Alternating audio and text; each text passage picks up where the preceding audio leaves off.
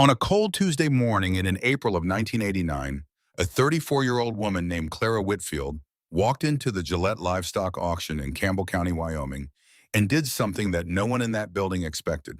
She bought sheep, not one or two, not a small starter flock that a person might explain away. She bought 250 Columbia ewes heavy in lamb, their wool thick and pale as February snow, their voices filling the corrals with a sound that had not been welcome in Powder River Basin cattle country for the better part of a century. The auctioneer kept his voice professional. He called the numbers and brought the gavel down the way he always did. But when Clara raised her buyer's card for the third consecutive lot of woolly animals, something shifted in that room. The low murmur that had been running along the bleachers stopped. Men who had been leaning on the rail and talking to their neighbors went quiet.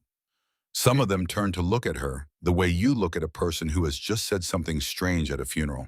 Clara Whitfield kept her card in the air. She was not a large woman. She stood 5'6" in her father's old work boots, which were still creased in the exact places his feet had shaped them over 30 years of Wyoming mornings. She wore a canvas barn jacket the color of dried clay, and her dark hair was pulled back under a faded wool cap. She did not look like someone who had lost her mind. She looked like someone who had made a decision so far in advance of this moment that the moment itself was almost quiet to her. A man in the row behind her, a cattleman from Converse County named Roy Fitch, who ran 800 head on leased federal grazing and had never once in his life questioned whether that was the right way to run a ranch, leaned toward the man beside him and said something low. The man beside him snorted. Clara heard it anyway. She had been hearing that sound her whole life. The drive back to the Whitfield place took 2 hours on roads that were still patchy with the winter's last ice. Clara followed the livestock hauler she had hired, watching the trailer sway slightly on the curves, thinking about her father. Earl Whitfield had built the ranch the way men of his generation built things. Slowly, with his hands.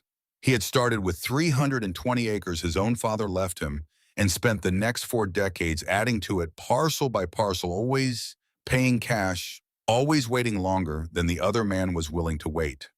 By the time Clara was old enough to understand what the land meant, the Whitfield Ranch stretched across 5,800 acres of short grass prairie and broken rimrock country along the edge of the Powder River drainage. It was not the biggest spread in Campbell County, but Earl Whitfield knew every acre of it the way he knew the lines of his own hands. He died on a December morning in 1988, a Tuesday which seemed wrong to Clara because her father had always said nothing important happens on a Tuesday. He was in the calving shed checking on a heifer that had been restless all night.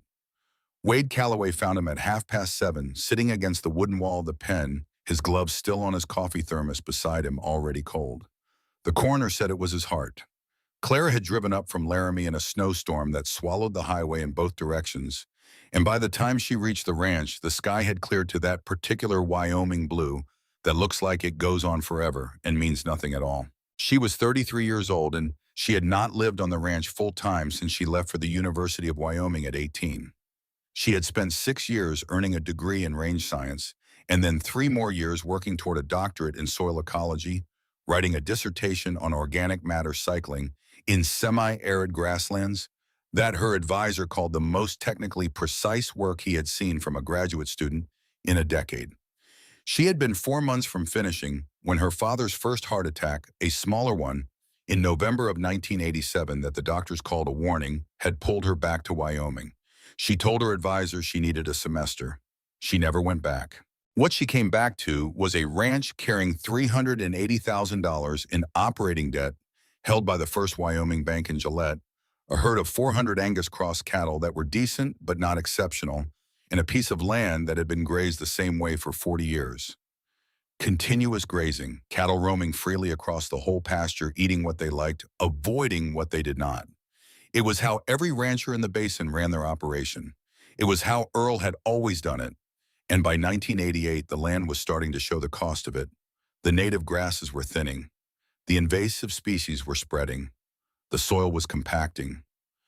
Clara had written her dissertation on exactly this kind of degradation. She had the data. She understood the mechanism. She knew what was coming if nothing changed. She also knew that the ranch could not survive on the current model. The math was not complicated. Beef prices had been soft for 3 years. The operating costs were not going down. The debt service on $380,000 at 9.5% left almost no margin for a bad year, and in Wyoming there was no such thing as a guaranteed good one. She had laid all of this out in a notebook during the 2 weeks after her father's funeral, sitting at his kitchen table with his ledgers spread around her, a pot of coffee going cold beside her, running the numbers forward 3 years and 5 years and 10 years. Every path through the numbers she could find ended in the same place. The ranch as it existed was not viable. On the 14th day after Earl's funeral, before the grief had gone anywhere useful, Vernon Hargrove drove his truck up the Whitfield driveway. Vernon Hargrove was 58 years old and had been ranching the land directly south of the Whitfield place for his entire adult life. His grandfather had homesteaded the original Diamond H in 1901, his father had expanded it, and Vernon had made it something that people in Campbell County talked about when they talked about successful ranching. He ran 600 head of registered Black Angus. He had won awards.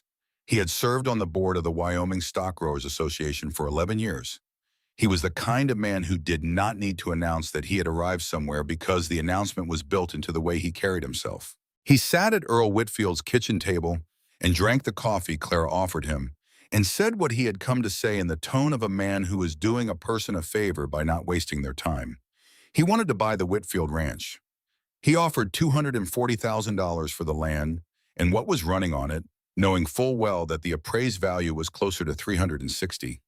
He said the price reflected the debt situation and the condition of the grass and the difficulty of running cattle alone as a woman without experienced hands. He said Earl had been a good man and he was sorry for her loss. Clara looked at Vernon Hargrove across her father's kitchen table for a long moment. Then she said no. Vernon set down his coffee cup. He looked at her the way a man looks at a person who has not understood him correctly. He said he could go to 260. He said the bank was going to be difficult. He said she would find it hard to hire good help, that the men who knew the basin knew who they wanted to work for, and that running this kind of operation alone was a young person's fantasy. Clara said no a second time. Vernon drove back down the driveway in a truck that cost more than most people in the county made in 3 years. Clara watched him go from the front window. Then she went back to her notebook. Wade Calloway was 52 years old and had worked for Earl Whitfield for 21 years. He was the kind of ranch foreman who could look at a calf from 20 yards and tell you the exact hour it had been born. He knew the Whitfield land better than anyone alive, except possibly Clara herself, and he had a particular kind of pride in that knowledge that was inseparable from who he was as a man.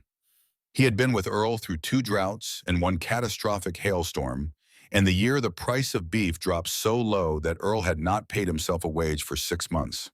Wade had stayed through all of it. He considered himself the continuity of the place. Clara told him in early January what she was thinking. She explained the rotational grazing system she was considering. She talked about the data on soil organic matter and water retention. She mentioned carefully that she had been researching the possibility of introducing a small sheep flock to handle the invasive broadleaf species that were crowding out the native grasses in the east and south pastures. Wade Calloway listened to all of it with his arms crossed and his jaw set in the specific way it set when he was certain the person talking to him was wrong. He told her that he appreciated what she was trying to do. He told her that Earl had been a smart man and had looked into all kinds of ideas over the years. He told her that the basin ran cattle and had always run cattle and that there were good reasons for that going back farther than either of them had been alive. He did not mention the sheep-cattle wars directly. He did not need to. Every person who had grown up in Wyoming knew what those words meant. In the decade from 1897 to 1909, cattlemen across the Western Range had driven competing sheepmen off grazing land with rifles and fire. Herds of sheep had been slaughtered by the thousands. Men had been killed. The land had been divided by an informal law written in blood and never formally repealed, only slowly forgotten. In Powder River Basin country, the memory of it lived in the way people said the word sheep in the slight pause before it, in the flicker of something hard behind the eyes. Wade told Clara that the hands would not stay if she brought sheep onto the property. He told her this as a fact, not a threat. Clara thanked him for his time and spent 3 more weeks with her notebooks. What she found in the 3rd week changed everything. She had been going through the equipment shed, inventorying tools and spare parts, working her way methodically through the space the way her father had always kept it, everything in its place, and the place never varying. In the corner behind the oldest of the three tractors, under a section of wooden flooring that she only noticed because one plank sat slightly higher than the others, she found a metal box. Inside the box was a notebook, not one of Earl's farm ledgers, which were precise and economic and recorded only what had happened. This notebook was different. It was filled with her father's handwriting, the same deliberate, unhurried script she had known all her life. But the content was unlike anything she had expected from him. It was research. Careful, methodical research spanning at least 3 years of reading and note-taking. Articles torn from academic journals. Hand-copied passages from range science literature. Notes from phone conversations with extension agents, with university researchers, with ranchers in New Zealand and Australia, in the Texas Hill Country, who had been running mixed species operations for a decade. Earl Whitfield had been teaching himself about multi-species rotational grazing in private, and he had been doing it for years. He had understood the mechanism the same way Clara understood it from her science training. Cattle were grazers. They wrapped their tongues around tall grasses and pulled. Sheep were browsers. Their split upper lips let them nibble precisely on broadleaf weeds and invasive shrubs on the leafy spurge and the knapweed that were consuming the Whitfield pastures one growing season at a time. The two species did not share internal parasites. A sheep parasite ingested by a cow died in a cow's digestive system, and the reverse was equally true. Together moved as a dense unified herd through small paddocks and given frequent rotation to fresh ground, they functioned as something the land had not seen in this part of Wyoming since the great bison herds had moved through in the previous century.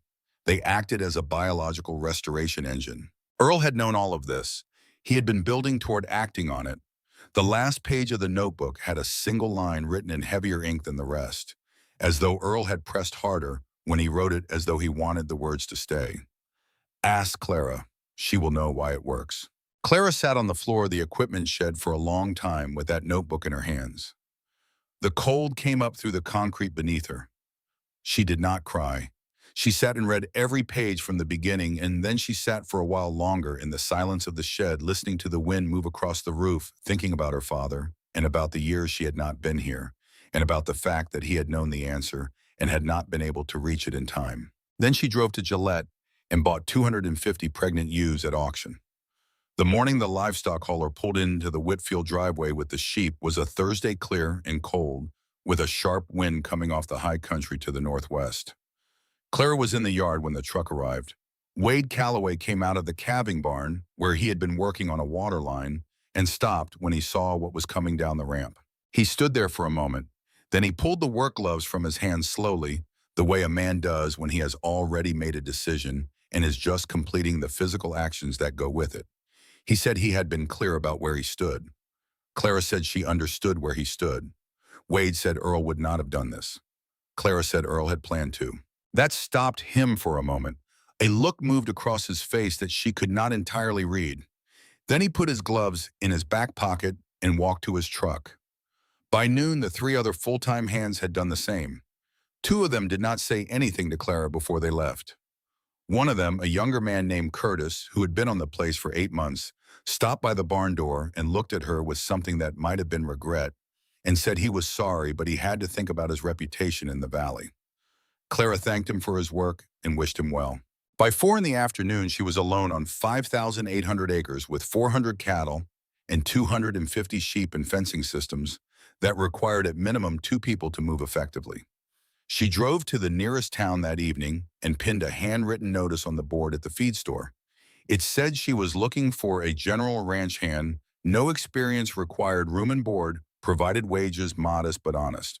3 days later, Seth Briggs showed up at the gate in a truck that was older than he was. Seth was 20 years old, lean and tall, in the way of young men who have done physical work but not yet filled out the full width of their frame.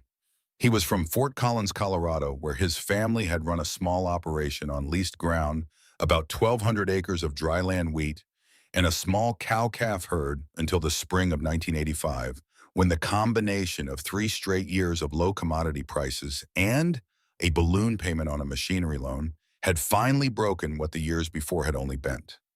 His father had signed the papers in a bank office in March of 1985, and the family had moved into a rental house in town by June.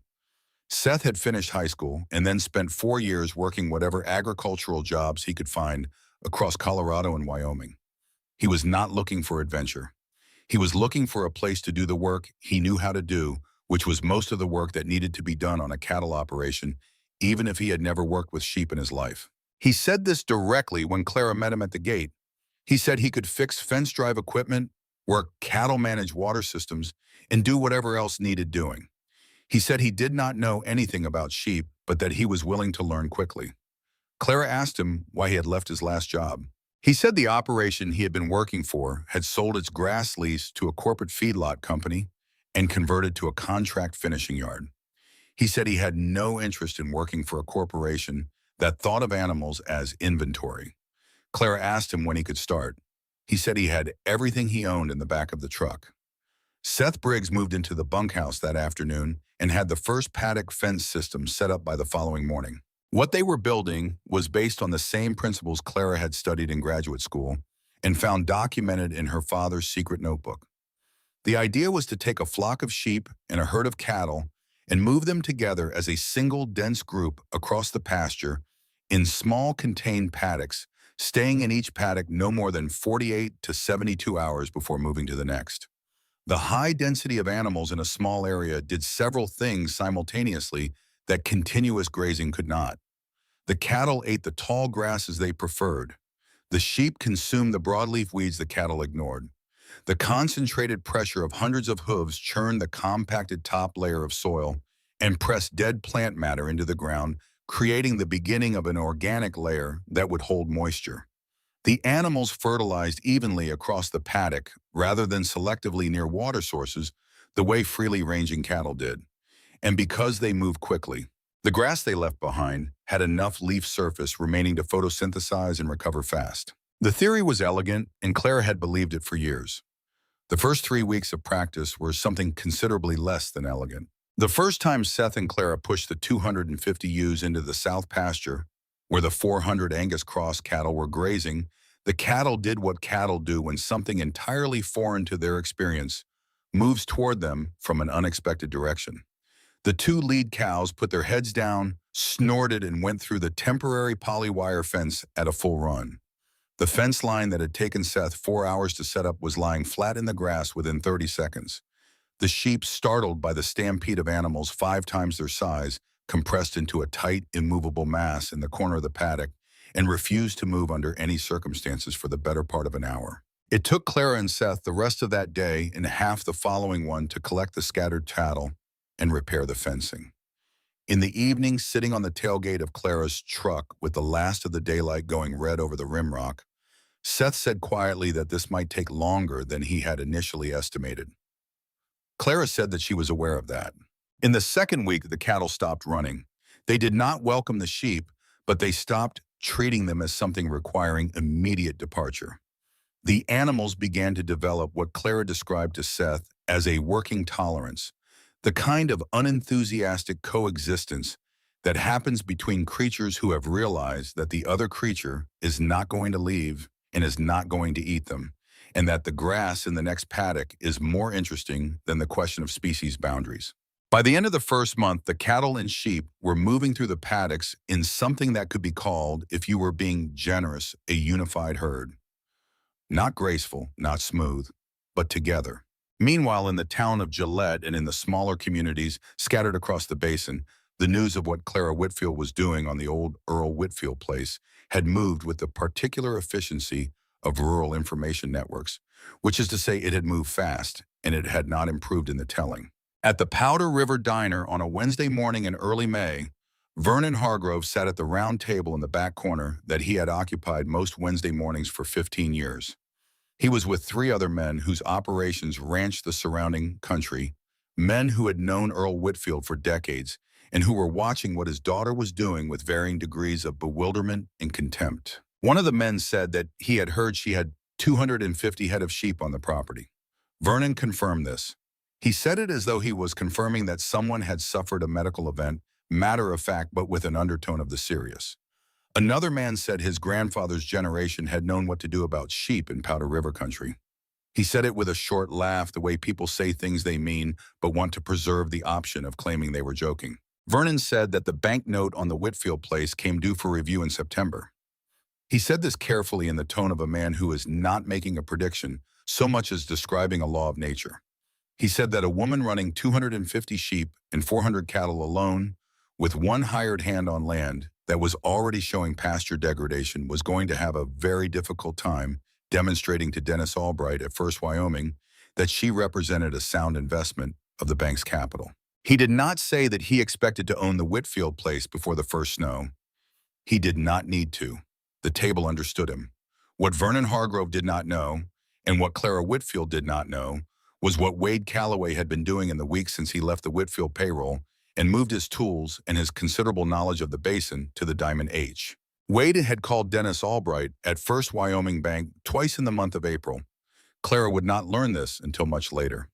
The calls as Wade framed them were the responsible actions of a man who had worked closely with the Whitfield operation for 21 years and felt an obligation to the community and to the financial institution that held the paper on the property.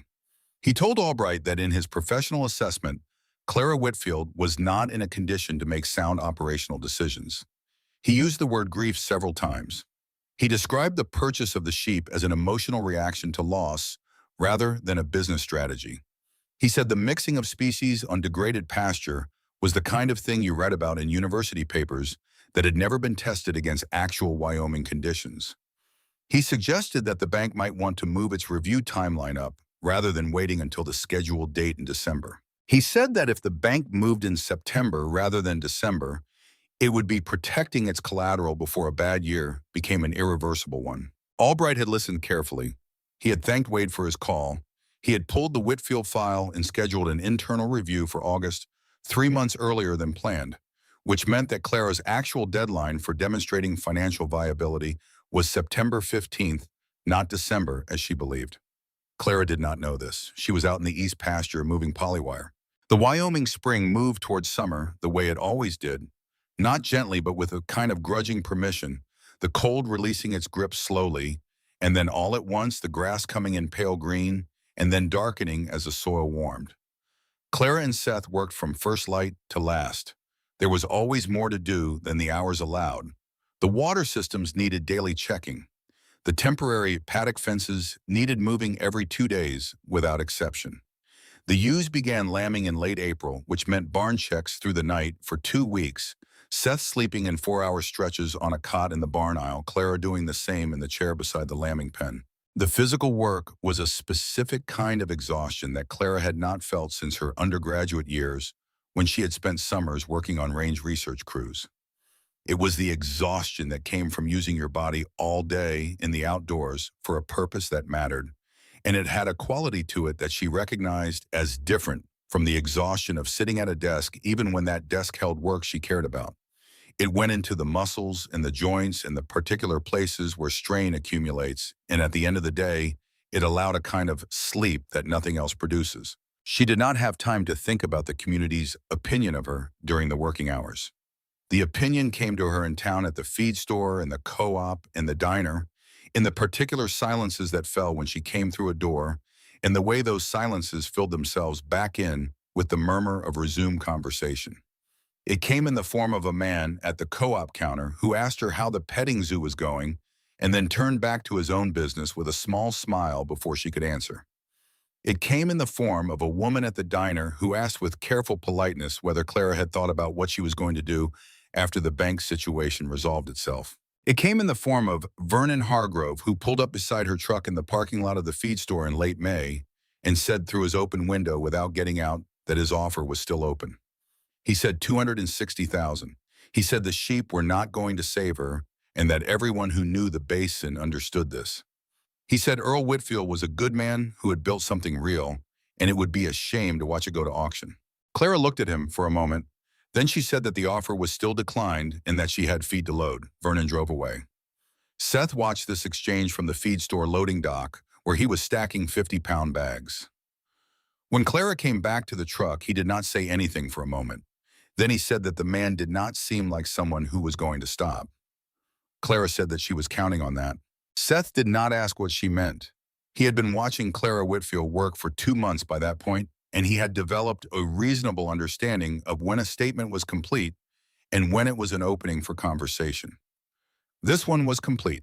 By the end of June, something was happening in the East Paddocks that Clara had been watching for and hoping for, and not been entirely certain she would see this early. The paddocks that the combined herd had moved through in April and May were different from the paddocks on Vernon Hargrove's side of the fence line. Not dramatically different, not yet, but measurably different to someone who knew what to look for. The soil was darker. The surface crust was breaking up where the animal traffic had worked the compaction loose. In the places where the sheep had concentrated their grazing, the leafy spurge that had been advancing steadily into the east pastures for several years was thinner, its reproductive cycle interrupted by being grazed at the precise moment when it needed its leaf surface most. The native grasses in those paddocks were coming back with a density that Clara had not seen in the east pastures in years. She crouched down in the evening light and pressed her hands flat against the ground in the first paddock the herd had worked through. The soil held a faint coolness that the surrounding ungrazed ground did not. It had rained less than an inch in June, which was normal for the basin, but the moisture in this paddock was holding in a way the bare, compacted ground of the continuous grazed sections was not. Seth crouched beside her. He was not a man who needed everything explained to him, which Clara had come to consider one of his most valuable qualities. He looked at the ground for a while. Then he said that it looked like something had changed in the dirt. Clara said that the dirt had started remembering how to hold water. Seth looked at the paddock on Vernon's side of the fence where the grass was pale and even, and slightly tired-looking in the way that overgrazed continuous pasture looks in late June. Then he looked back at the darker ground beneath his hands. He said quietly that the difference was already visible. Clara said that September was still a long way away. She did not say what she was afraid of. She did not say that the bank deadline she was working toward was the one Albright had given her in a letter that spring, the original December date, and that she had not yet spoken to anyone at First Wyoming since then, and that there were things happening in Gillette in certain offices and across certain telephone lines that she had no knowledge of and no way to see. She stood up and brushed the soil from her hands and looked out across the Whitfield land in the late evening light. The sheep were moving quietly across the far paddock, their white shapes catching the last of the sun. The cattle moved among them without urgency. Somewhere to the south, past the fence line that divided the Whitfield range from the Diamond H. Vernon, Hargrove's registered Angus were grazing the same ground they had grazed for years. There were 180 of them, the best of his herd, 3 generations of selective breeding, representing the most visible proof of the Hargrove legacy in Campbell County. Vernon had shown them at the state fair. He had sold breeding stock from that herd to operations across 3 states. Those 180 animals were the thing he was most proud of in a life that had given him considerable things to be proud of. In a different kind of summer, this would have been the place where both operations continued on their separate paths, separated by a fence and a philosophy and the long memory of a war that had ended before either Clara or Vernon was born. But this was not going to be a different kind of summer.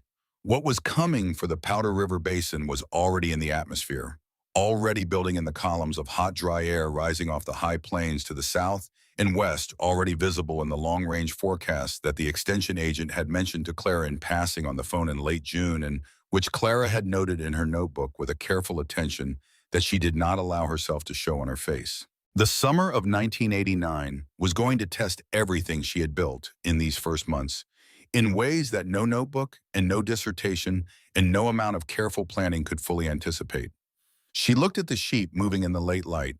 She thought about her father sitting against the wall of the calving pen with his gloves still on and his coffee already cold. She thought about the notebook under the floorboards, the years of research he had done alone, the line he had written in heavy ink at the end of it.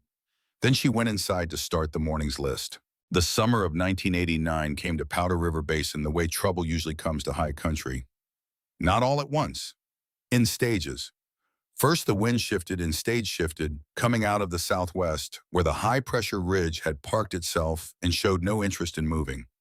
Then the clouds that built up in the afternoons over the Bighorn Mountains to the west stopped producing rain and started producing only the kind of sky that looks like rain, but delivers nothing, the kind that teases the thermometer down by 4 degrees and raises your hope and then moves on east without opening. Then the grass on the unfenced hillside started going the color of old straw before the 1st of July, which was 3 weeks earlier than anyone in the basin could remember seeing it happen. By mid-July, the extension office in Gillette had confirmed what the ranchers already knew from looking out their windows every morning. The summer of 1989 was going to be a drought year. Not the ordinary kind of dry that you planned around and absorbed and filed away in your memory as a hard year. This was the other kind, the kind that showed up once in a generation and did not leave until it had taken something permanent. Clara Whitfield watched the sky every morning from the porch of the ranch house with her coffee and her father's notebook open on the railing beside her. She had been tracking the moisture readings in each paddock since May, pressing a simple soil probe into the ground at 6 points per paddock and recording the numbers in columns the way her dissertation research had trained her to do. The numbers told a story that the sky was only beginning to confirm. On her side of the fence, the paddocks that the combined herd had worked through in the spring were holding. Not abundantly. The grass had slowed its growth and some of the shallow-rooted annual species had gone dormant. But the deep-rooted native fescue and the western wheatgrass were still pulling moisture from the subsoil still green at the base even when the tips went dry. The organic layer that the hooves and the manure and the decomposing plant matter had been building since April was doing what Clara had spent 6 years studying in a laboratory and 3 years arguing for in a dissertation. It was acting as a sponge. It was holding what little moisture the soil received and releasing it slowly the way good agricultural soil behaves when it has been managed with patience rather than extracted with force. On Vernon Hargrove's side of the fence, the story the ground told was different. Clara could see it from the rise in the east pasture where she often stood in the evenings to check the paddock fencing. Vernon's grass was going first. The continuous grazing of 600 head across thousands of acres had done what continuous grazing always eventually does. The cattle had eaten the grasses they preferred down to the crown repeatedly over years and decades, weakening the root systems, reducing the organic return to the soil, compacting the top layer into something closer to a hardpan than a living medium. In a wet year, the damage was invisible because the grass recovered fast enough to stay ahead of the pressure. In a dry year, the damage became the whole story. Vernon's south pastures were pale and thin by the 3rd week of July. His cattle were covering more ground each day to find adequate forage, burning calories in the search, arriving at the water sources thinner than they had been the week before. Seth noticed it too. He had been noticing things about the land with increasing precision over the months he had been on the property, developing the specific literacy that comes from working the same ground daily, reading it the way you eventually learn to read the face of someone you have been paying close attention to for a long time. He stood at the east fence one evening in late July and looked at the two pastures side by side without saying anything for a while. Then he said that it looked like someone had drawn a line down the middle of the county and given one half the rain and kept the other half dry. Clara said that no one had drawn any line. She said the line had been building for 40 years on one side of the fence and 18 months on the other. Seth looked at the ground on both sides for a while longer. Then he said that the difference was not subtle anymore. It was not subtle, and Vernon Hargrove had begun to see it. He had driven his truck to the fence line on 3 separate occasions that Clara knew of, stopping at the high point on the county road where you could look down into both properties at once. She had seen his truck there the first time at dawn on a Monday morning, sitting with the engine running, not moving for 20 minutes.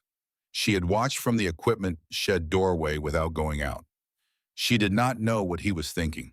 She suspected he was doing the arithmetic that she had done months earlier, the calculation of what the numbers meant, the one that came out the same way regardless of how many times you ran it. What happened on the night of August 3rd began the way the worst things on a working ranch begin, with silence, where there should have been sound. Seth had developed a habit over the previous weeks of walking out to check the main water pump at 11 in the evening before he turned in. It was not a scheduled check.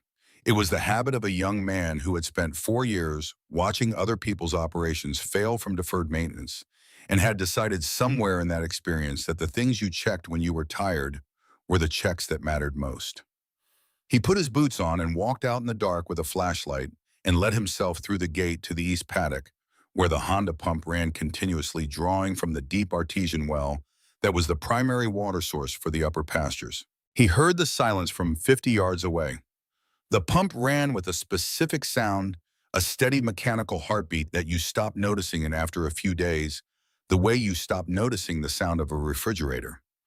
When it stopped the absence of, it was louder than the sound had been. Seth increased his pace. When he got close enough for his flashlight to reach the equipment, he stopped walking. The main polyethylene pipe, 3 inches in diameter, the line that carried water from the pump to the distribution trough system covering the upper two-thirds of the property had been severed. Not burst, not failed from pressure or frost damage. Cut. The cut was clean on both edges, a single perpendicular slice through the wall of the pipe, the kind of cut that a heavy implement makes when it is swung with intent. The ground around the cut was wet in a wide radius where the water had pumped out freely into the dirt. The pump itself had run dry after the line failed and had over-revved until the connecting rod let go. Seth shone his light on the engine block. The casing had cracked. There was a dark smear of oil and metal on the ground beneath it.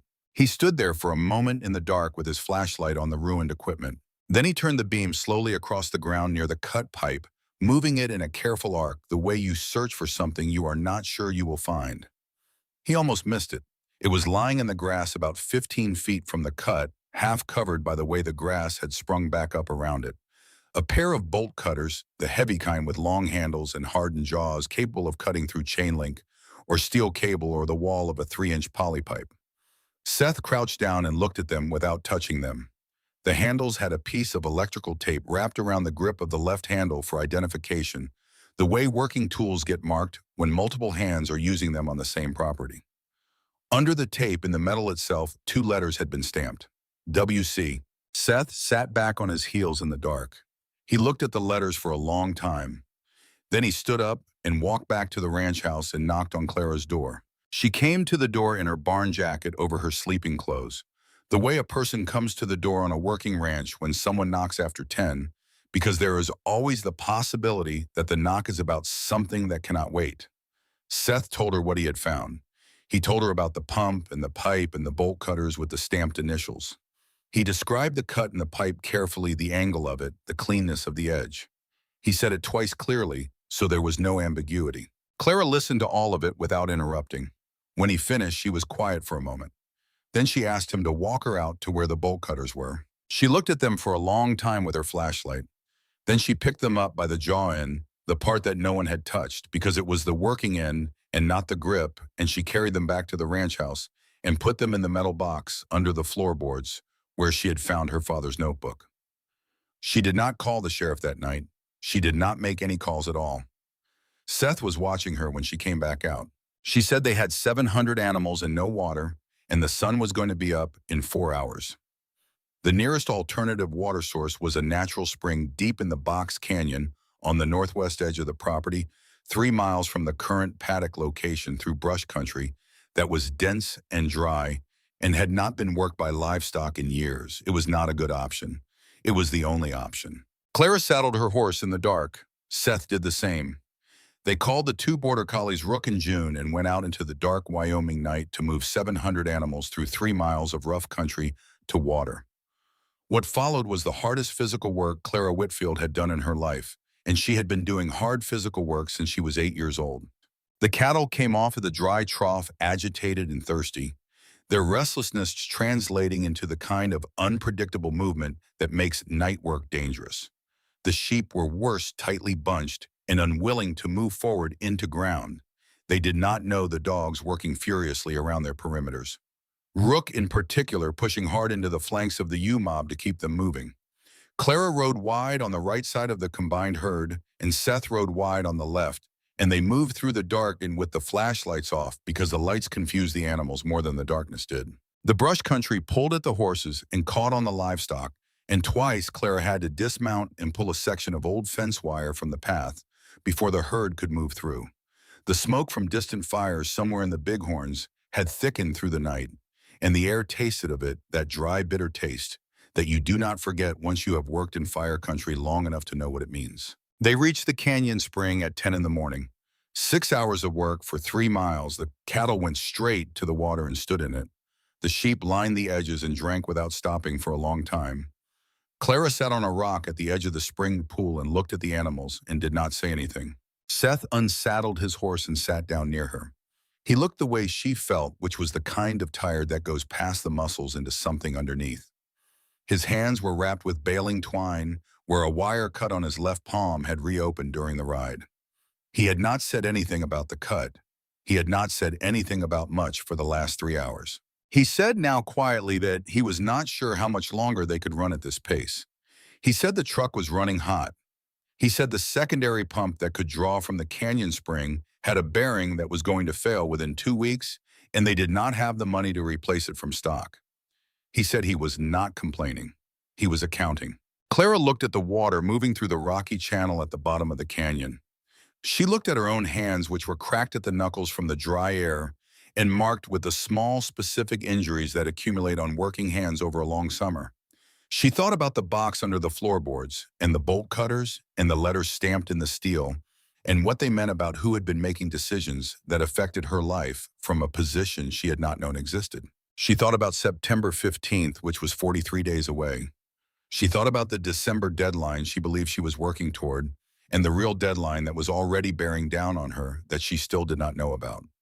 She thought about her father sitting at his kitchen table alone for 3 years, filling a notebook that nobody knew existed, building toward a decision that he never got to make. Her hands were shaking slightly, and she put them flat on the rock and pressed them down until the shaking stopped. She said to Seth that they were going to make it to September.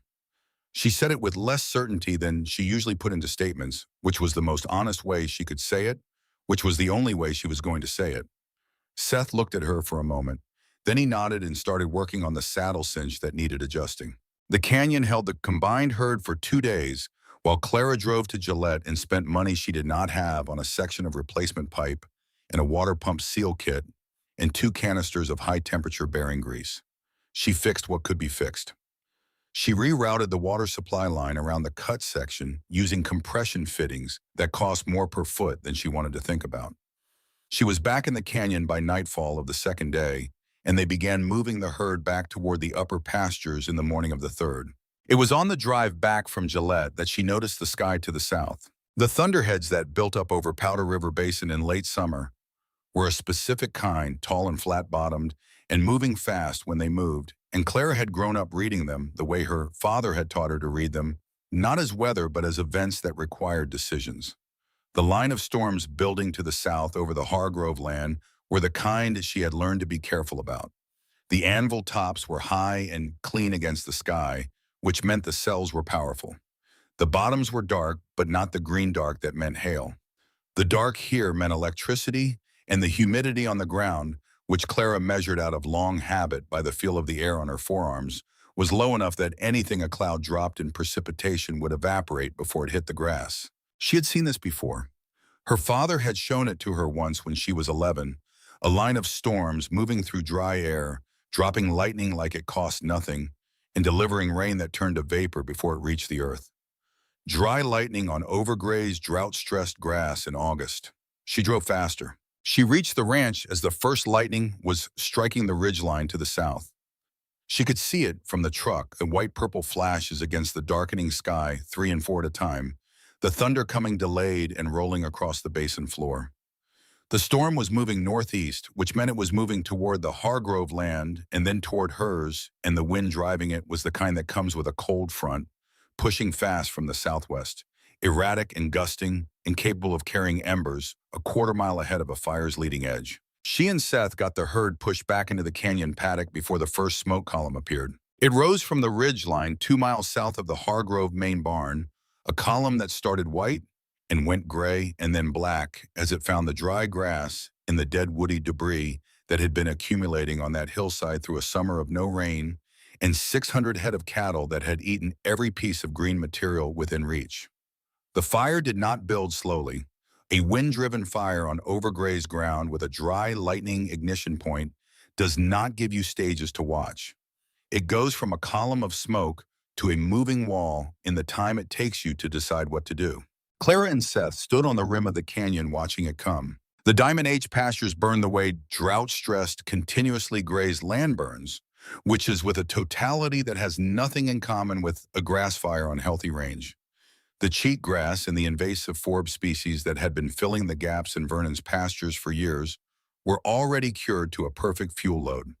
They caught and carried the fire horizontally across the flats at a speed that was difficult to believe until you had seen it. The flame front was 10 feet high, where it had fuel to climb, and moving at 15 miles an hour with the wind behind it. To the southwest, where the fire had started on the ridge, the black scar was already enormous, spreading in two directions, the head of it moving northeast toward Clara's fence line, and the right flank of it curving toward Vernon's main structures. Clara could see Vernon's trucks moving through the smoke on the Diamond H.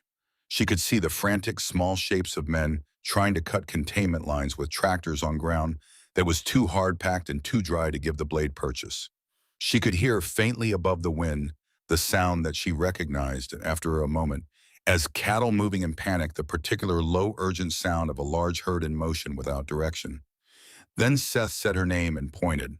At the base of the ridge where the Hargrove land met the fence line dividing the two properties in a natural low area between two sections of the Diamond H that Vernon had always used for his registered herd during the summer months, 180 Black Angus cattle had been driven by the advancing fire into a corner. The terrain trapped them on three sides, the ridgeline behind them, burning the rocky drainage to the east, impassable at a run, the west blocked by a burning section of board fence.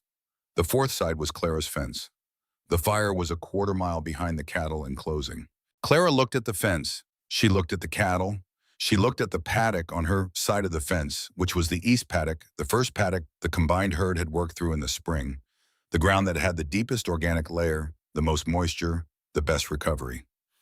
18 months of work in that ground, the framework of everything she had been building. If she opened that gate, 180, panicked, registered, Angus cattle would come through at a run and go wherever the panic took them through every temporary fence line in the east paddock system, across the ground she had been restoring, with such patience, compacting and churning and disrupting in minutes what had taken a season and a half to build. If she did not open the gate, those cattle would die inside the next 20 minutes.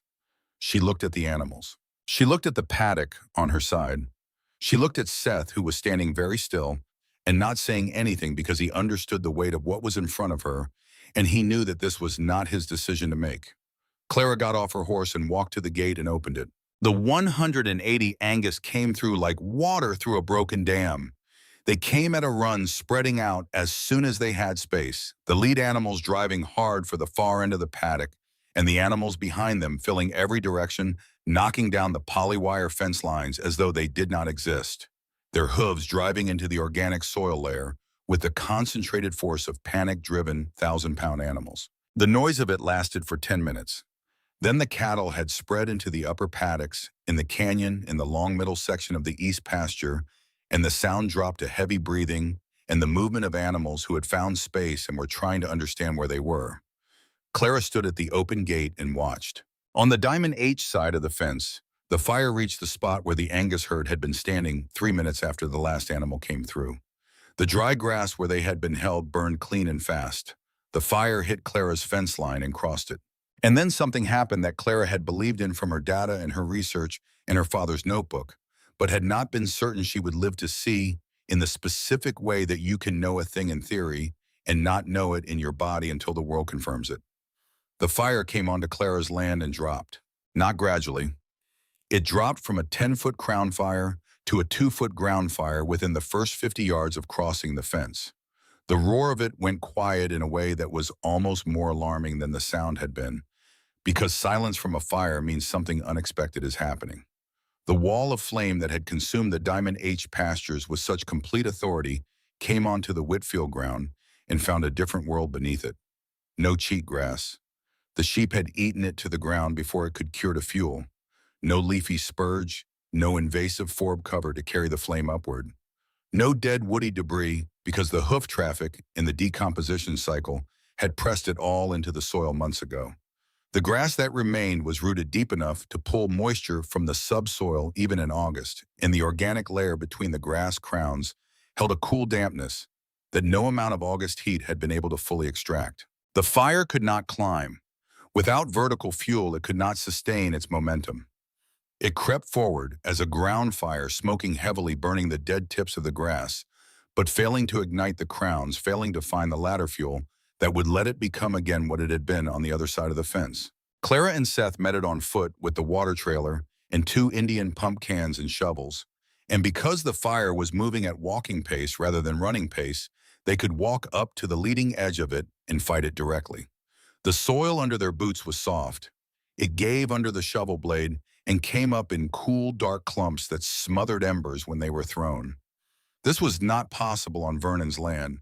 On Vernon's land, the dirt was baked to concrete and the shovel blade skipped off it. On Clara's land, the dirt cooperated.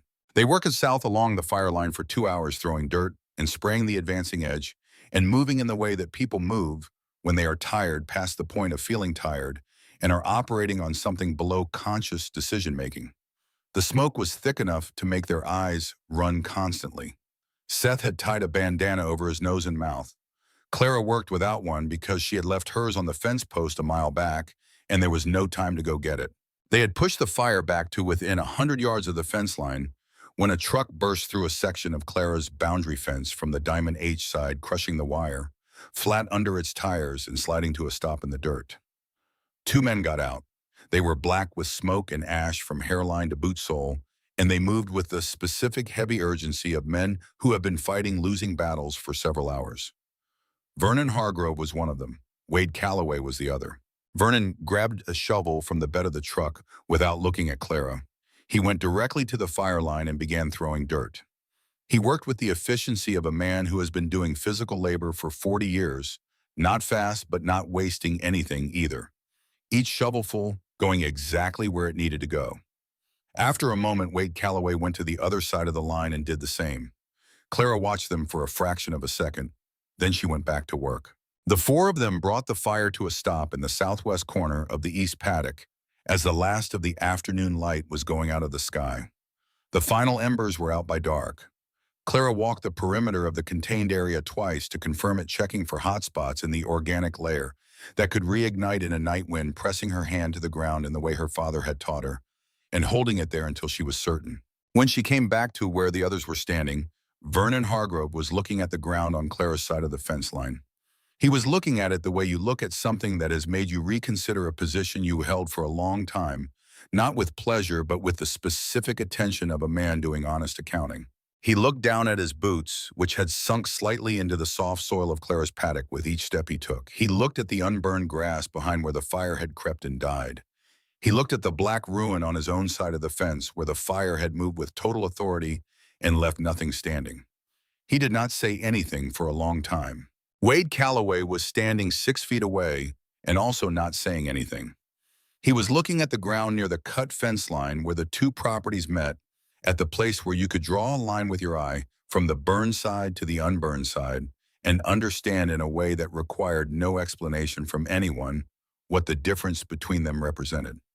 Clara looked at Wade for a moment. He did not look back at her. He looked at the ground. Vernon finally raised his head. He looked at Clara with an expression she had not seen on his face before in the 20 years she had known him, which was the expression of a man who is being required by the evidence in front of him to understand as something he had been arguing against. He looked at the pasture behind her where somewhere in the growing dark, 180 of his registered Angus cattle were distributed across the Whitfield range alive because a gate had been opened. He looked at Clara. He said nothing. He put his shovel in the bed of his truck. He got in the cab and sat there for a moment with the door open and the dome light on. Then he closed the door and drove back through the broken fence line toward the Diamond H. Wade stood at the fence line a moment longer. He looked at Clara once briefly, and there was something in it that she could not name exactly and did not try to. Then he followed Vernon through the gap in the fence, and the dark closed in behind them. Seth came to stand beside Clara. He was looking at the unburned grass behind them. He said that he had not been completely certain it would work.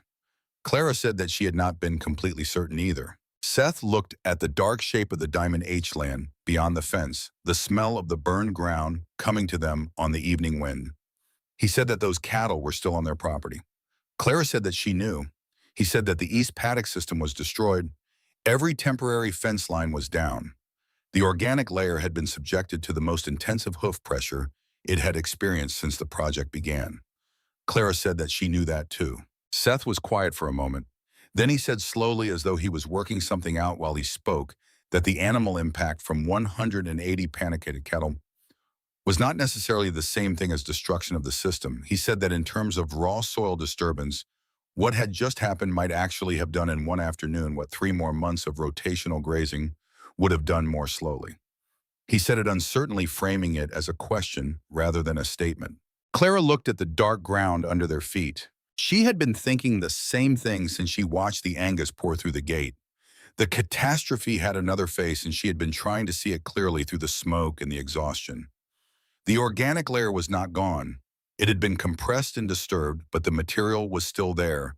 An animal disturbance at high intensity in a short period was a different kind of disturbance than the grinding pressure of continuous overgrazing. The trampling had been violent, but it had been brief. The roots were intact. The moisture was still in the subsoil. She said to Seth that they would know more in 2 weeks. She said that right now they needed to check the canyon spring and make sure the herd had water for the night. They walked back to the horses in the dark, moving through the smell of smoke and the particular silence that settles over a piece of land after fire has moved through part of it, a silence that is not the same as the ordinary silence of night, that has in it a quality of the aftermath that you can feel in the air itself. Above them, the sky had cleared, and the stars over Wyoming were the kind of stars you only see from open country, dense and close-looking, the Milky Way across the middle of it, like something permanent, like something that does not care at all about the things that have happened on the ground beneath it. Clara rode toward the canyon without looking back at the burned section of the Diamond H. She thought about 43 days. She thought about $380,000.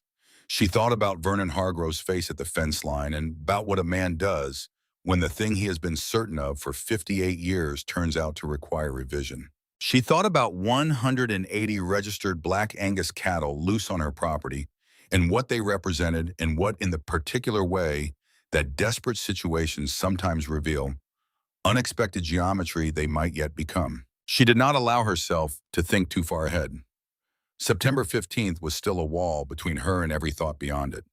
But for the first time since spring, the wall felt like something other than a terminus.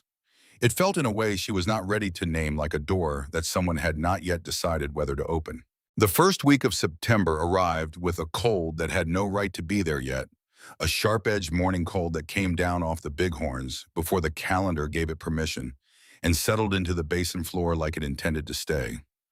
Clara felt it when she stepped off the porch at 5 in the morning, the way the air bit at the back of her hands and made her breath visible in the beam of her headlamp. She stood for a moment looking out across the Whitfield Range in the dark, listening to the particular quiet of a ranch. Before the day starts, the low movement of animals in the far paddock, the creak of the equipment shed door in the wind, the sound of the land itself, which is not silence, but something more complex than silence, if you have been listening to it long enough to know the difference. 14 days had passed since the fire. What had happened to the East Paddock system in those 14 days was not what Clara had predicted, and not what Seth had tentatively suggested on the night of the fire, when he said that the impact of 180 panic cattle might have accelerated the system rather than destroyed it.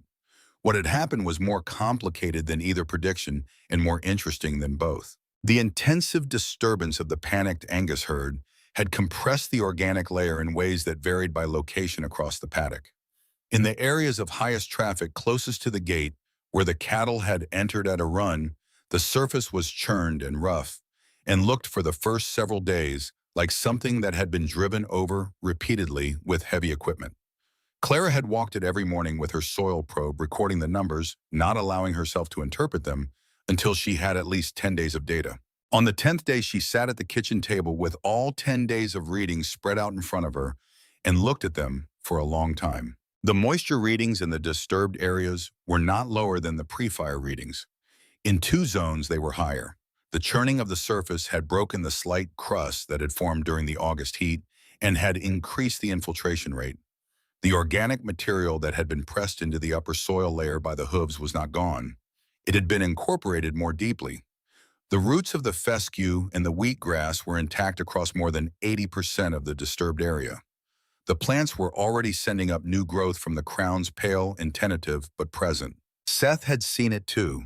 He had not said anything about it directly, but she had caught him crouching in the disturbed area on 3 separate mornings, pressing his fingers into the soil and staying there for a while with his head down.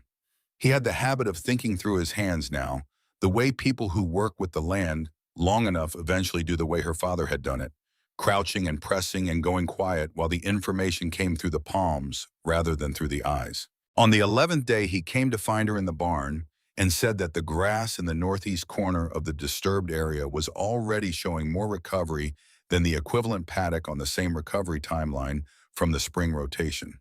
He said it carefully as a question in the form of a statement, leaving room for her to correct him. She looked at the numbers in her notebook and said that he was right. He stood there for a moment absorbing that. Then he went back to fixing the secondary pump bearing without saying anything further. Vernon Hargrove had sent 2 men to retrieve his Angus cattle on the 3rd day after the fire. Clara had opened the gates for them and stayed out of the way while they worked. The cattle were in reasonable condition. They had grazed on Whitfield grass for 2 days and drunk from the canyon spring, and the worst of the panic had left them. Vernon's men sorted them and moved them south without significant difficulty and without speaking to Clara beyond what was necessary to coordinate the gate openings. She watched them load the last of the animals, enclose their trailers, and drive south on the county road. And then she stood at the gate for a while and looked at the Diamond H land beyond the fence. The burned sections of the Hargrove pastures were black and stark. The fire had moved through roughly 40% of the Diamond H grazing ground before the wind had shifted, and the humidity had come up enough overnight to slow the spread to something the county fire crew could eventually contain. The Hargrove main barn and the outbuildings were intact. The registered herd was intact. But the grass that Vernon had been depending on to carry his cattle through the fall was gone across a wide swath of his best grazing country, and the grass that had not burned was in the condition it had been in before the fire, which was not a condition that would support his herd numbers through a Wyoming winter without heavy purchased supplement. Clara knew what that math looked like. She had run similar numbers many times in the past 18 months. What she did not know still was the math that Dennis Albright at First Wyoming Bank had been running since April. She did not know about Wade Calloway's 2 phone calls. She did not know that the December deadline had been moved to September. She did not know that when she drove to Gillette on September 15th, she was not going to make the case for a favorable review at the end of a full operating year. She was going to walk into a room where the decision had been substantially shaped by information she had never been given a chance to contest. She found out on September 8th. The letter from the bank arrived in the afternoon mail, which Seth brought up from the mice at the county road with the feed receipts and a machinery parts catalog and a notice about the upcoming Campbell County livestock auction. Clara opened the letter last because she recognized the First Wyoming letterhead and had developed the habit over the preceding months of giving herself a moment before she opened things that were likely to require a response. The letter was from Dennis Albright. It was polite in the precise way that formal notices from financial institutions are polite, which is to say that it was courteous in its language and devastating in its content. It referenced a loan review scheduled for September 15th, which Clara had not known was September 15th. It referenced concerns about the operational viability of the Whitfield Ranch under current management. It referenced an assessment of risk that cited in language that was careful but specific the significant deviation from conventional ranching practice and the departure of experienced management personnel from the operation. Clara read it twice. Then she put it on the table and sat with it for a while. She thought about the phrase experienced management personnel and about who at First Wyoming would have had reason to use those words and what context would have produced them. She thought about Wade Calloway. She thought about the bolt cutters in the metal box under the floorboard. She thought about the letters stamped in the steel and about the 2 edges of the cut pipe and about the way the pump had run dry and over-revved until the connecting rod failed. She went to the floor in the back room and lifted the plank and took the bolt cutters out of the box. She set them on the kitchen table next to the bank letter and looked at both of them for a long time. Then she got out her own notebook, the one she had been keeping since April, with the soil readings and the paddock rotation records, in the livestock weights, and the pasture recovery measurements, and she set that on the table too. She looked at the 3 things on the table. She picked up the phone and called the First Wyoming Bank and asked to confirm the review appointment for September 15th at 10 in the morning. The receptionist confirmed it. Clara thanked her and hung up. She called no one else that night. The morning of September 15th, she put on her father's old canvas jacket over a clean shirt and drove to Gillette in the dark, arriving early enough to sit in the truck in the bank parking lot for 20 minutes before the building opened. She had the notebook on the seat beside her and the bolt cutters on the floor behind the seat wrapped in a canvas tarp, and she sat in the truck in the empty parking lot with the engine off and the Wyoming sky going from black to gray to the particular cold, pale blue of an early September morning in the high country. She was thinking about her father. She thought about him most mornings, but this morning she thought about him specifically, about the way he had moved through difficulty, which was without announcing it, without making a production of the weight he was carrying.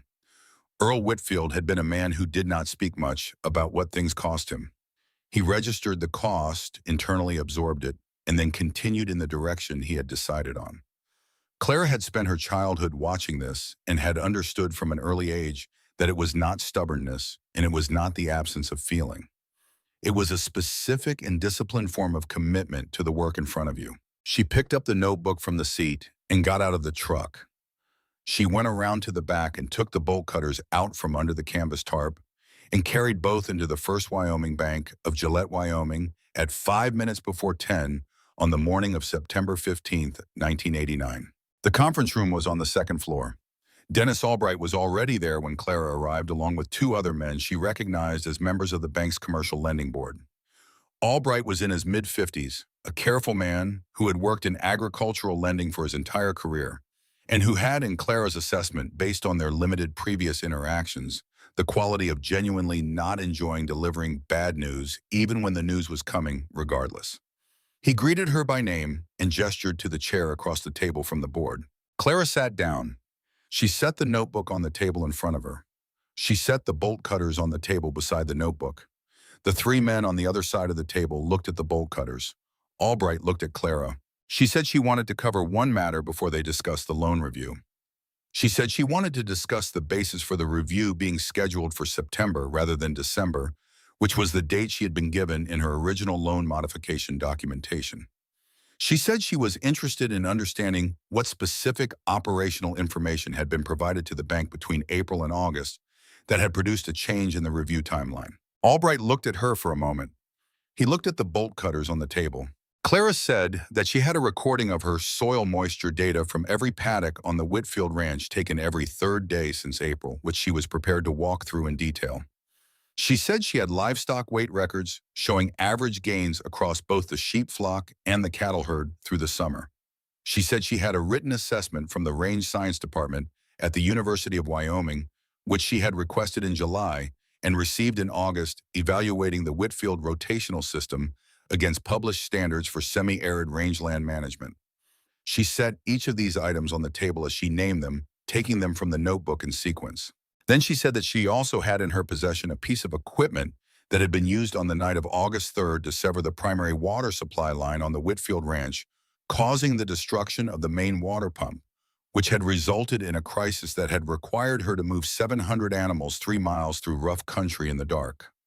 She said the equipment bore identifying marks that she would be prepared to provide to the Campbell County Sheriff's Office, and that the nature of the incident, when fully documented, bore directly on the question of whether the information provided to this bank about the Whitfield Ranch's operational stability had been offered in good faith. She did not say Wade Calloway's name. She did not need to.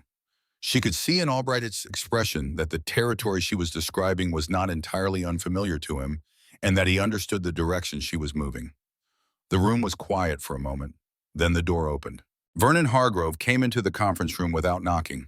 He was in his good Western suit, the charcoal gray one that Clara had seen him wear to the Stock Growers Association meetings, and he was carrying a leather portfolio that he set on the table without preamble. Behind him came Wade Calloway, who was not in a suit and who did not look like a man who wanted to be where he was. The silver-haired board member to Albright's left started to say something about the meeting being closed. Vernon looked at him with the specific expression of a man who has been depositing money in this institution for 30 years and is aware that this fact is relevant to every conversation that happens within its walls. The board member did not finish his sentence. Vernon sat down at the end of the table. Wade remained standing near the door. Vernon opened the leather portfolio. He set 2 documents on the table and pushed them toward Albright. The first was a written statement notarized, which Albright unfolded and began reading. The second was a commercial lease agreement, which Albright set aside for the moment while he read the first. The statement was Vernon Hargrove's account of a conversation he had conducted with Wade Calloway 4 days after the fire on the evening of August 9th at the Diamond H kitchen table. Vernon had asked Wade directly whether he had been in contact with anyone at First Wyoming Bank regarding Clara Whitfield or the Whitfield ranch operation. Wade had said no. Vernon had asked him a second time differently, and Wade had said no again. Vernon had then placed a phone call to a contact he had at the bank, not Albright, but someone else, and had established that 2 calls had been made to the commercial lending department in April from a number that Vernon had recognized as the landline at Wade's residence in Gillette. Vernon had gone back to Wade. This time he had not asked a question. What followed in the statement was Wade Calloway's account given to Vernon in his own kitchen of what he had said to the bank and why he had said it. The statement did not include the bowl cutters or the cut water line. That part Clara had arrived at independently. Albright read the statement to its end. He set it down with the particular care of a man handling something that has consequences he is still calculating. Clara looked at Wade Calloway standing by the door. He had not looked at her since he came in. He was looking at the floor to the left of the table with the expression of a man who has been required to stand in a room and be the subject of documents that describe his actions accurately, which is one of the more uncomfortable positions a person can occupy. Clara looked at Vernon. Vernon was looking at Albright. He said that the review timeline had been altered based in part on information that had been provided by a party with a financial interest in the outcome of the review, and that this was a matter the bank would need to address in its own way, but that it bore on the legitimacy of conducting any adverse action against the Whitfield loan under the current circumstances. He then pulled the second document, the commercial lease agreement, closer to Albright and said that he was prepared to discuss the contents. The lease was for grazing rights on the Whitfield ranch. Vernon proposed to pay Clara for the right to run 200 of his remaining registered Angus cattle on Whitfield grass under the Whitfield rotational system for 18 months while the Diamond H pastures recovered from the fire. The payment was set at a rate that was substantially above the going market rate for grazing leases in Campbell County. Clara had not seen the number before this moment. She looked at it. She looked at it again. The number applied against the outstanding loan balance, and the accumulated interest covered the September payment and left operating capital for the winter. Albright picked up the lease and read it. He looked at Vernon. He said the rate was higher than he would have expected. Vernon said he was paying for something that was worth more than the standard rate, which was grass that would still be there in July of next year, and that he expected to receive fair value for what he paid. Albright looked at Clara. Clara had not said anything since Vernon came in. She had been watching and listening and thinking with the part of her mind that ran very quietly and very fast in situations that required it. She had thought about what Vernon's offer meant for the ranch and what it meant for her, and what it meant that the man sitting across from her had come here this morning with documents and a certified check, rather than an offer to buy the property at below market value. She thought about what had changed for Vernon Hargrove between January and September, and what a man like him who had spent his life at the top of the local hierarchy of land and money and reputation would have needed to see before he would do what he was doing now. She thought he had needed to see the fire stop. She thought he had needed to stand on soft ground and look back at hard ground and feel the difference through the soles of his boots at a moment when the difference was not abstract and not theoretical, but made of fire and smoke and the specific terror of watching animals you had spent 3 generations breeding walk toward a wall of flame. She thought he had needed, in the end, to be the kind of man who could revise a position when the evidence required revision, even when the revision was expensive, impotent, and nothing like the outcome he had intended, when he drove up her driveway in January with his offer and his certainty. She looked at Dennis Albright and said that she was prepared to endorse the lease payment to the bank against the outstanding balance and to proceed with the September review on the basis of the operational documentation she had laid out, which she believed would support a continuation of the existing loan under standard terms. Albright looked at the documents in front of him for a moment. Then he said that the bank would need to conduct an internal review of the circumstances surrounding the timeline change, and that pending that review, the September 15th adverse action would be suspended. He said it in the careful, measured language of institutional communication, which is the language of things that have already been decided being made official. Clara picked up the bolt cutters from the table.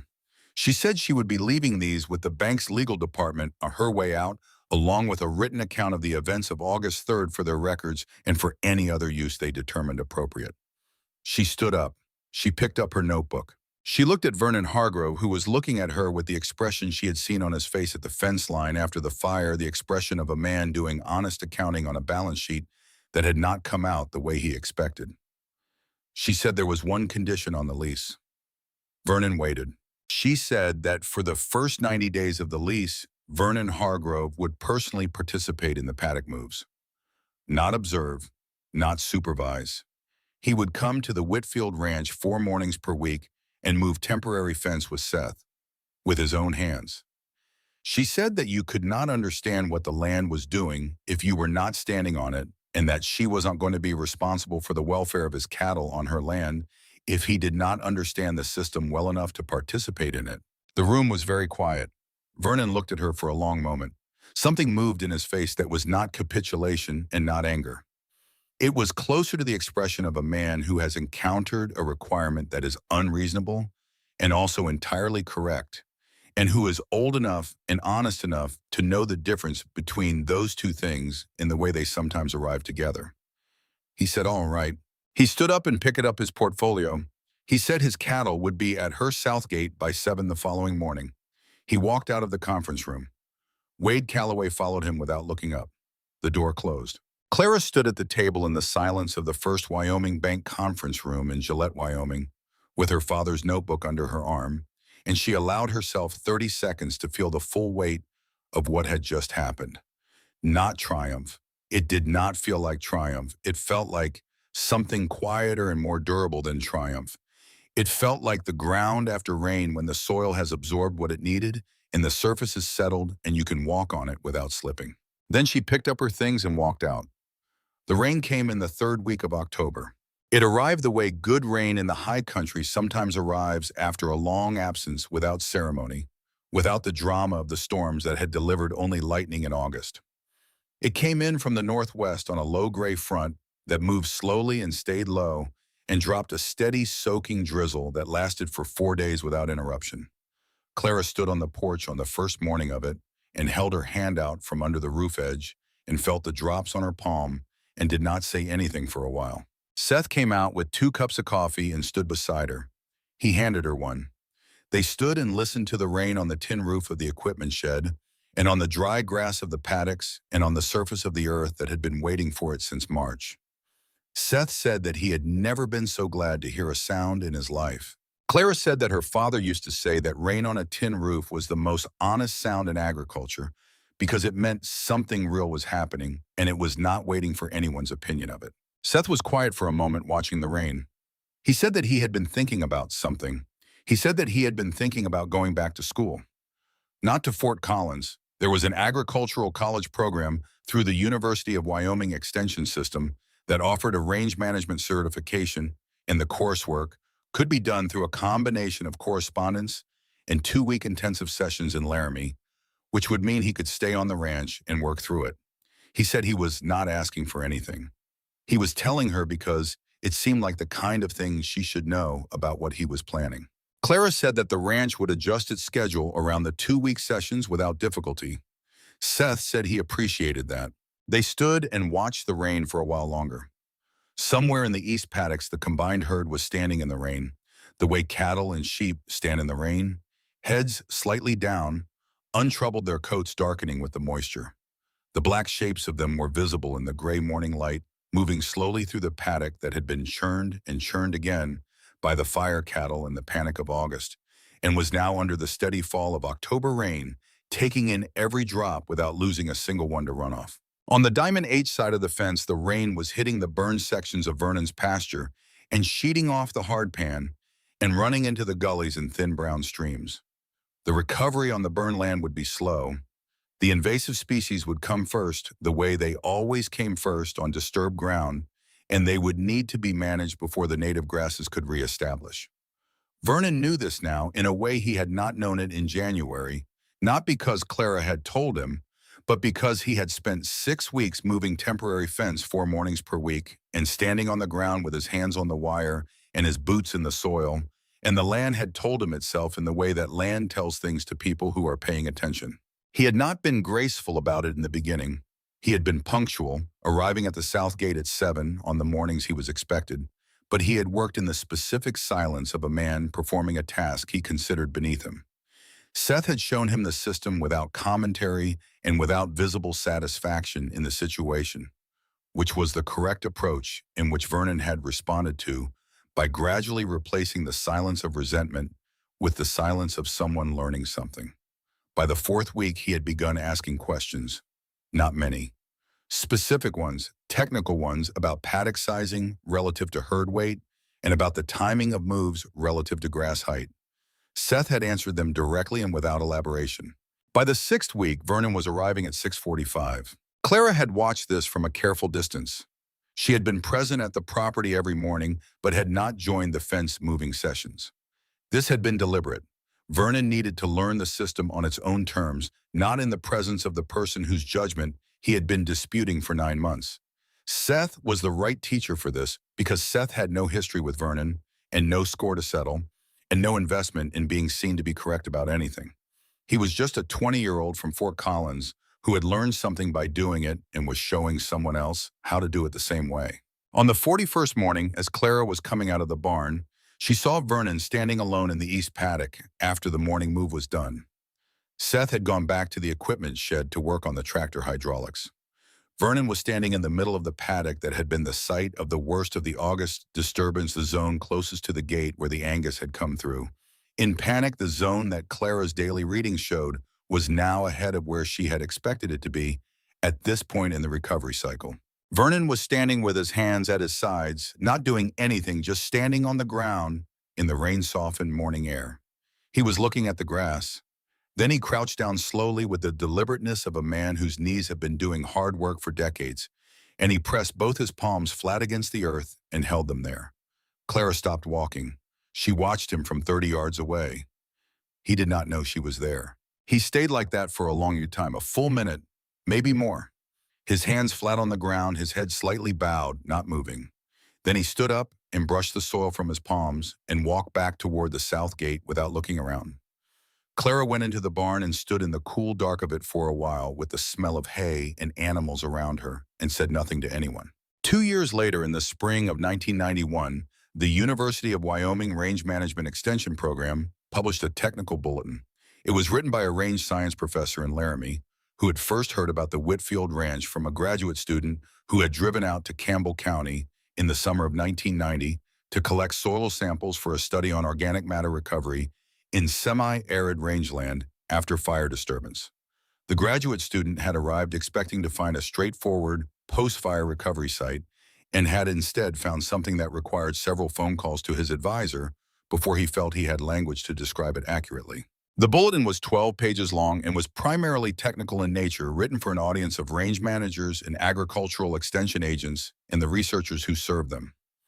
It documented the soil moisture retention data from the Whitfield paddock system over a full operating year, the livestock performance metrics, the pasture recovery rates following fire disturbance, and the suppression of invasive species in areas under multi-species rotational management. It compared these outcomes against standard continuous grazing benchmarks from comparable Wyoming operations. The comparison was not subtle. The bulletin used the phrase "the Whitfield method" 3 times. Clara read it at the kitchen table on a March morning with coffee and did not say much about it to anyone. She put it in the drawer where she kept the important papers and went out to check the paddock water lines because March in Wyoming means frozen fittings. And frozen fittings mean the day starts with a problem that cannot wait. Seth got his range management certification in the fall of 1991. He came back from the 2-week intensive session in Laramie with a folder of coursework and the certification document and a conversation he had apparently had with the professor who had written the bulletin, who had said that if Seth was interested in continuing his education, there were research assistantship opportunities attached to a follow-on study of multi-species systems in Wyoming and Montana. Seth told Clara about this in the straightforward way he told her about most things, factually and without decoration. He said he had told the professor that he would think about it, but that he had obligations at the ranch that he took seriously. Clara said that obligations at the ranch were not going to get in the way of anything Seth needed to do for himself. Seth said he was aware of that. He said he thought he would stay. Clara said, all right. He put his certification document in the bunkhouse and came out the next morning at 5 and started on the paddock move. In the early spring of 1992, on a Thursday morning in March, when the ground was still frozen in the shaded areas, but the south-facing slopes were beginning to soften, Clara heard a truck coming up the county road and stopping at the gate. She looked out the kitchen window and saw a pickup she recognized. It sat at the gate for longer than it should have, the engine running. Then the door opened and a man got out. Wade Calloway walked to the gate and stood at it. He was not as large as Clara remembered him, which was not a physical change, but the effect of what the last 3 years had done to his particular kind of self-certainty. He had his hat in his hands.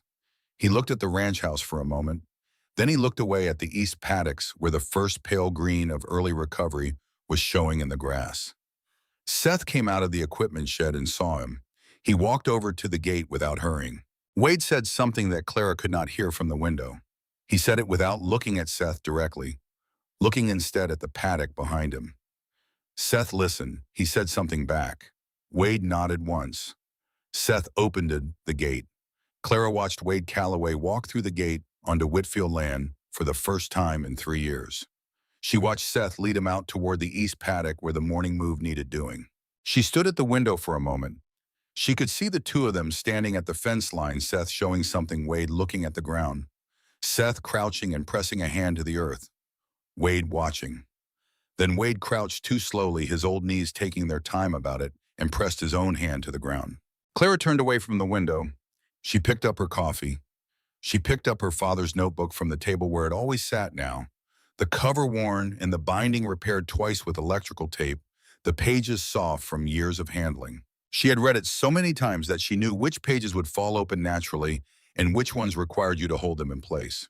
She knew where her father's handwriting changed when he was tired and where it steadied when he was working through something that interested him. She knew the pages where he had pressed harder with the pen, where the ideas were coming faster than the hand could follow. She knew the last page. She did not need to open to it.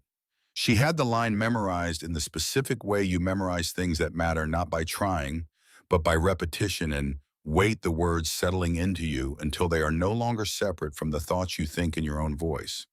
Ask Clara, she will know why it works. She set the notebook down on the table. She looked out the window at the east paddocks where the pale green was coming up through the still pale grass of early Wyoming spring, where the ground under it was dark and soft and held its moisture the way ground holds moisture when it has been given the time and the management and the particular combination of animal and soil and season to remember how. She put on her jacket and her father's boots and walked outside to start the morning. The gate at the south end of the east paddock was open. Through it, she could see Seth and Wade working the fence line together, moving the temporary wire from the paddock that was done to the fresh paddock that was ready. The way you moved it every 2 days, without exception, the rhythm of it, steady and unpretentious, the most basic possible form of the work. She stood and watched them for a moment.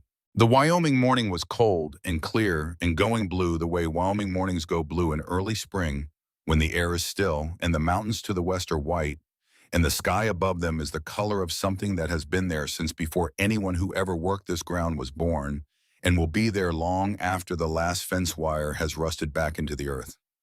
Clara walked out to where they were working and picked up the other end of the fence wire.